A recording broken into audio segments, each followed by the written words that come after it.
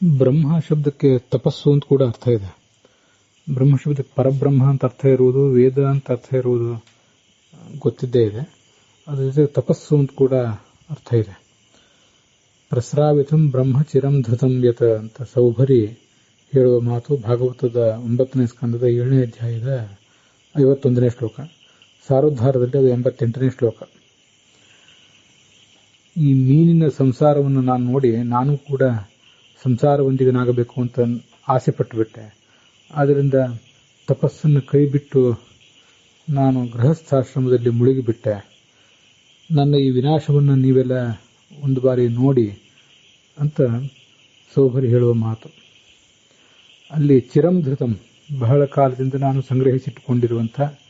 ಇಟ್ಕೊಂಡಿದ್ದಂಥ ಬ್ರಹ್ಮ ಅಂದರೆ ತಪಸ್ಸು. ಪ್ರಸ್ರಾವಿತಂ ಸೋರಿ ಹೋಯಿತು. ಪ್ರಸ್ರಾವಿತಂ ಅನ್ನೋ ಶಬ್ದಕ್ಕೆ ವಿಷ್ಣು ತೀರ್ಥಾಚಾರ್ಯರು ಬರೆಯುವ ಅರ್ಥ ತ್ಯಾಜಿತಂ, ನನ್ನಿಂದ ಅದು ದೂರ ಮಾಡಲ್ಪಟ್ಟಿತು ಈ ಮಾಯೆಯಿಂದಾಗಿ ಅಂತ ಈಗ ಅದರ ಅರ್ಥ. ಹೀಗೆ ಬ್ರಹ್ಮ ಅನ್ನೋದನ್ನು ತಪಸ್ಸು ಅನ್ನೋ ಶಬ್ದದ ಅರ್ಥದಲ್ಲಿ ಕೂಡ ಪ್ರಯೋಗ ಮಾಡಿದ್ದಾರೆ. ದೂರ ಮಾಡಿತು ಅನ್ನೋದಕ್ಕಿಂತ ಅದು ಸೋರಿ ಹೋಗಿಸಲ್ಪಟ್ಟಿತು. ತಪಸ್ಸು ಸೋರಿಯೇ ಹೋಯಿತು ಅಂತ ಕನ್ನಡದಲ್ಲಿ ಅದರ ಅನುವಾದ.